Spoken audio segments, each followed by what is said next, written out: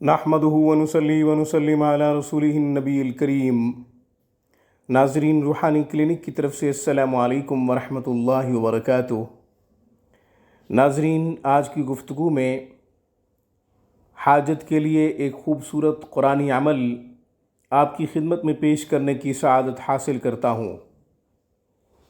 कोई शख्स अपने नेक मकसद में कामयाबी चाहता है, अपनी नेक मुराद पाना चाहता है, कोई ऐसी दिली तमन्ना, कोई ऐसी ख्वाहिश जो जायज़ है मगर पूरी नहीं हो रही, तो उसके लिए हमारा ये अमल बहुत ही मुफीद और नायाब है।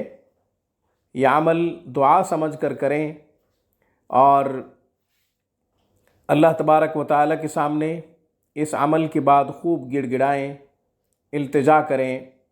इंशाअल्लाह ज़रूर कोई बड़ा नेक मकसद आपका, जिसमें आप कामयाबी चाहते हैं, ज़रूर आपका पूरा होगा।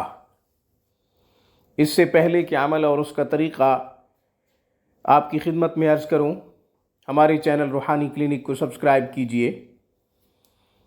हमारी तमाम वीडियोस की अपडेट हासिल करने के लिए घंटी के बटन को दबा दीजिए, ताकि हमारी हर आने वाली नई वीडियो का नोटिफिकेशन सबसे पहले आपको मिले। इनफरादी तौर पर घर बैठे ऑनलाइन इस्लामी तालीमात सीखना चाहें, कुरान करीम को तजवीद से पढ़ना चाहें तो रूहुल कुरान ऑनलाइन इंस्टीट्यूट ज्वाइन कीजिए।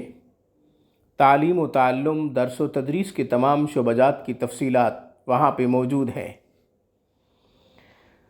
नाज़रीन, जैसा कि शुरू में कहा है, हाजत के लिए खूबसूरत अमल, कुरानी अमल, नेक मुराद पाने के लिए, नेक मकसद में कामयाबी के लिए एक खूबसूरत कुरानी अमल। सूरह तौबा की आखिरी दो आयात,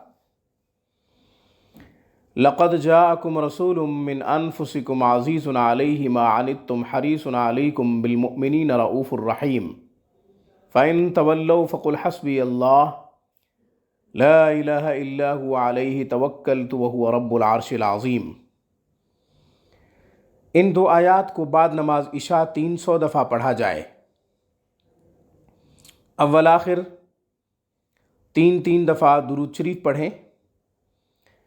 याद रहे, ये वजीफ़ा करने से पहले 2 रकात नफिल सलातुल हाजत की नीयत से पढ़ लें।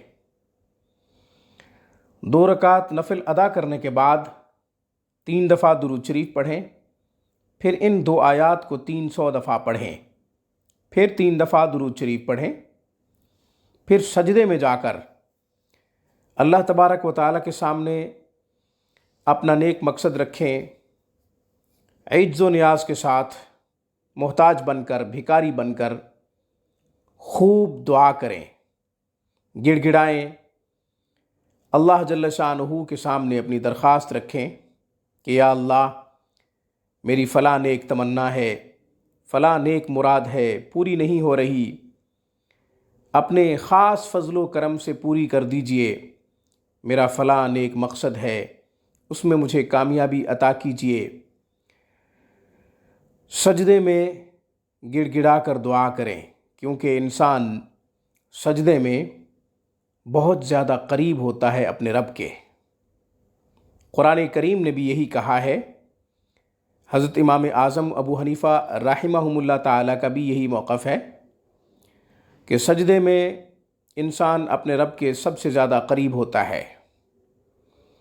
तो नाज़रीन, यह अमल 7 दिन तक करें, 11 दिन तक करें, 21 दिन तक करें।